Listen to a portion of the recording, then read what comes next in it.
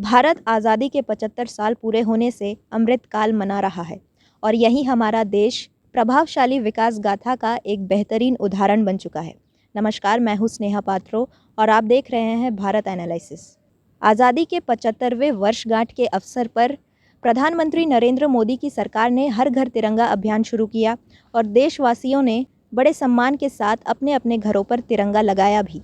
आज हम भारत के 75 साल के उस यात्रा का विस्तार करेंगे जिसमें कृषि उत्पादन से लेकर परमाणु और अंतरिक्ष टेक्नोलॉजी तक, सस्ती स्वास्थ्य सेवाओं से लेकर विश्व स्तरीय विद्या स्थानों तक, आयुर्वेद से बायोटेक्नोलॉजी और विशाल स्टील प्लांट से आईटी पावर बनने तक, साथ ही दुनिया का तीसरा सबसे बड़ा स्टार्टअप इकोसिस्टम की कहानी है। तो आइए नज़र डालते हैं 1947 से अब तक के भारत के विकास गाथा पर।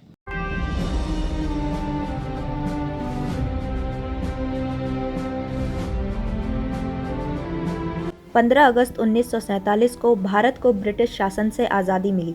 भगत सिंह, चंद्रशेखर आज़ाद, नेताजी सुभाष चंद्र बोस, सरदार वल्लभ भाई पटेल जैसे कई जाने अनजाने नामों के व्यक्तित्वों ने किसी न किसी तरह से कई सालों की गुलामी से भारत को आज़ाद करवाया था।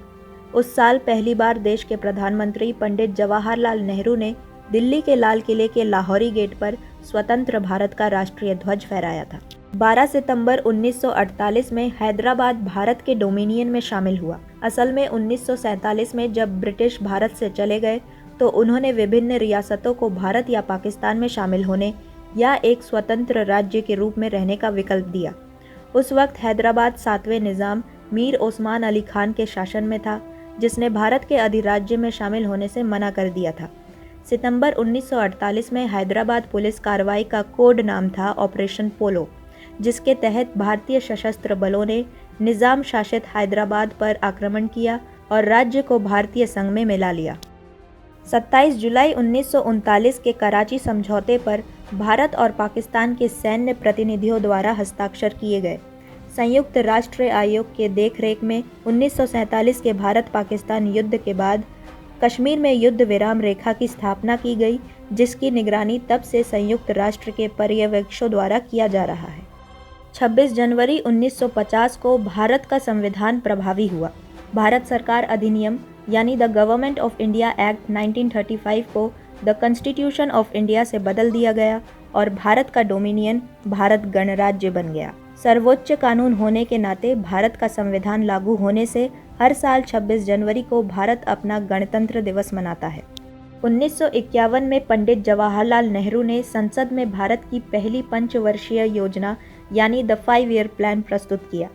पहली पंचवर्षीय योजना मुख्य रूप से प्राथमिक क्षेत्र के विकास पर केंद्रित थी और कुछ संशोधनों के साथ हैरोल्ड डोमर मॉडल पर आधारित थी। इस योजना का आदर्श वाक्य कृषि विकास था। आज़ादी के बाद देश का पुनर्निर्माण करना इस योजना का विजन था। 13 मई 1952 में भारत ने आज़ादी के बाद पहला लोकसभा चुनाव देखा। लोकसभा की कुल 489 सीटें थी और कुल मतदाता 17.3 करोड़ थे। इंडियन नेशनल कांग्रेस ने 364 सीटें जीती। पहली लोकसभा 5 साल के अपने पूर्ण कार्यकाल तक चली और 4 अप्रैल 1957 को भंग कर दी गई। उस साल जवाहरलाल नेहरू भारत के पहले लोकतांत्रिक रूप से चुने गए प्रधानमंत्री बने थे। 1953 में वायु निगम अधिनियम के तहत नेहरू ने 9 एयरलाइनों Air India, Air Services of India, Airways India, Bharat Airways, Deccan Airways, Himalayan Aviation, Indian National Airways, Kalinga Airlines और एयर इंडिया इंटरनेशनल का राष्ट्रीयकरण किया और उन्हें 2 सार्वजनिक उपक्रमों इंडियन एयरलाइंस और एयर इंडिया इंटरनेशनल के अंतर्गत लाया। 1 अप्रैल 1957 को भारतीय सिक्का दशमलवीकरण में चला गया। सितंबर 1955 से ही भारतीय सिक्का अधिनियम में इस प्रणाली को अपनाने का संशोधन किया जा रहा था। इससे अना प्रणाली को हटा दिया गया। इसके बाद निकासी के सभी बिल भी रुपए और नए पैसे के रूप में व्यक्त किए जाने लगे। 1958 में मिल्खा सिंह ने कटक में आयोजित भारत के राष्ट्रीय खेलों में 200 मीटर और 400 मीटर के लिए रिकॉर्ड बनाया और एशियन गेम्स में उसी स्पर्धा में स्वर्ण पदक भी जीते। इसके बाद उन्होंने 1958 में ब्रिटिश एम्पायर और कॉमनवेल्थ गेम्स में 46 सेकंड के समय के साथ 400 मीटर प्रतियोगिता में स्वर्ण पदक जीता। 19 दिसंबर 1961 में भारतीय सशस्त्र बलों द्वारा ऑपरेशन विजय को अंजाम दिया गया। इसके तहत पोर्तुगीज अधिकृत गोवा, दमन और दीव को पोर्तुगल राज से मुक्त कराया गया। 21 नवंबर 1963 को केरल के तिरुवनंतपुरम के पास थुम्बा से पहले परिज्ञापी रॉकेट के लॉन्च ने भारतीय अंतरिक्ष कार्यक्रम की शुरुआत को चिन्हित किया। परिज्ञापी रॉकेटों ने रॉकेट जनित यंत्रों का प्रयोग करते हुए यथास्थान वातावरण का जांच करना संभव बना दिया।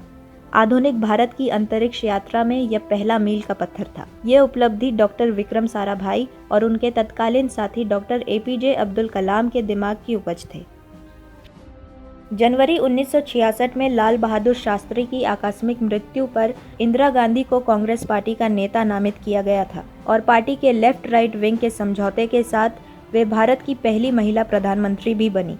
हालांकि उनके नेतृत्व को पूर्व वित्त मंत्री मोरारजी देसाई के नेतृत्व वाली पार्टी के दक्षिणपंथी दलों से लगातार चुनौती मिलती रही। 1959 में इसरो का गठन हुआ था, जो ग्रहों की खोज और अंतरिक्ष विज्ञान अनुसंधान को आगे बढ़ाते हुए राष्ट्रीय विकास में स्पेस टेक्नोलॉजी के विकास और दोहन की दृष्टि से किया गया था। इसरो को Indian national committee for space research से बदल दिया गया। पंडित जवाहरलाल नेहरू और वैज्ञानिक विक्रम साराभाई को भारतीय अंतरिक्ष कार्यक्रम के संस्थापकों में माना जाता है। 18 मई 1974 को ऑपरेशन स्माइलिंग बुद्धा के अंतर्गत भारत का पहला सफल परमाणु बम परीक्षण हुआ था। कई प्रमुख भारतीय जनरलों की देखरेख में भारतीय सेना द्वारा राजस्थान में army base Pokhran test range पर बम विस्फोट किया गया था। 1982 में दूरदर्शन नेशनल टीवी बन गया और राष्ट्रीय कार्यक्रमों का प्रसारण शुरू किया। उसी वर्ष भारतीय बाजारों में रंगीन टीवी पेश किए गए। पहला रंगीन कार्यक्रम 15 अगस्त 1982 को स्वतंत्रता दिवस परेड का सीधा प्रसारण था। उसके बाद दिल्ली में आयोजित एशियाई खेलों का प्रसारण किया गया। 25 जून 1983 को भारतीय क्रिकेट टीम ने पिछले 2 विश्व कप जीतने वाले वेस्ट इंडीज को हराकर पहली बार विश्व कप जीतकर इतिहास रचा था। 1983 में भारत की जीत को क्रिकेट इतिहास में ऐतिहासिक क्षण माना जाता है। 83 विश्व कप लॉर्ड स्टेडियम में हुआ था। 1989 में भारत ने पहला अग्नि मिसाइल लॉन्च किया। अग्नि का पहली बार परीक्षण 22 मई 1989 को चांदीपुर में अंतरिम परीक्षण रेंज में सुबह 7:17 पर किया गया था और ये 1000 किलोग्राम परमाणु हथियार के पारंपरिक पेलोड को ले जाने में सक्षम था। 1999 के कारगिल युद्ध से कौन वाकिफ नहीं है।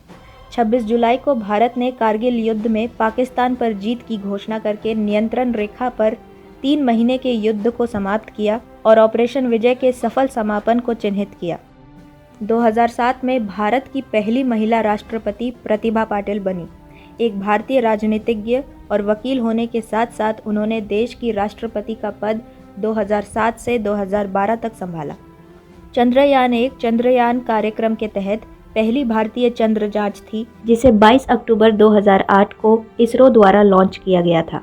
मिशन भारत के अंतरिक्ष कार्यक्रम को एक बड़ा बढ़ावा मिला क्योंकि हमारे देश ने चंद्रमा का पता लगाने की तकनीक का शोध किया और अपना खुद का विकास किया। 23 सितंबर 2014 को मंगलयान ने सफलतापूर्वक मंगल की कक्षा में प्रवेश किया, जिससे इसरो इस मिशन पर सफल होने वाला दुनिया का चौथा अंतरिक्ष एजेंसी बन गया। भारत से पहले केवल संयुक्त राज्य अमेरिका, सोवियत संघ और यूरोपीय अंतरिक्ष एजेंसी ने मंगल ग्रह की सफलतापूर्वक खोज की थी। 28 सितंबर 2016 में भारतीय सेना ने पाकिस्तान अधिकृत कश्मीर में आतंकवादी शिविरों के खिलाफ सर्जिकल स्ट्राइक शुरू किया था। ये हमला 18 सितंबर को उरी में भारतीय सेनाओं पर किए गए पाकिस्तान के हमले का मुंह तोड़ जवाब था। 5 अगस्त 2019 को जम्मू और कश्मीर को विशेष दर्जा देने वाले भारत के संविधान से अनुच्छेद 370 और अनुच्छेद 35A को निरस्त कर दिया गया। सरकार द्वारा जम्मू कश्मीर और लद्दाख को भी अलग अलग केंद्र शासित प्रदेशों में विभाजित किया गया। भारत के इस कदम की तारीफ अरब, अफगानिस्तान समेत अन्य देशों ने भी किया। 25 जुलाई 2022 में भारत को पहली आदिवासी महिला राष्ट्रपति मिली। द्रौपदी मुर्मू ने राष्ट्रपति पद के लिए संयुक्त विपक्ष के उम्मीदवार यशवंत सिन्हा के खिलाफ चुनाव लड़ा। उन्होंने उड़ीसा के मयूरभंज जिले के रायरंगपुर की एक आदिवासी नेता के रूप में अपना राजनीतिक सफर शुरू किया था। भारत की आज़ादी के 75 साल वृद्धियों के साथ पूरा होने पर यह प्रमाणित होता है कि हमारा देश शुरू से ही विकासशील रहा है और आगे भी विकास का दामन पकड़े भारत कई ऊंचाइयों तक पहुंचेगा। इसी इच्छा के साथ आप सभी को स्वतंत्रता दिवस की हार्दिक शुभकामनाएं। भारत एनालिसिस के साथ जुड़े रहें। जय हिंद।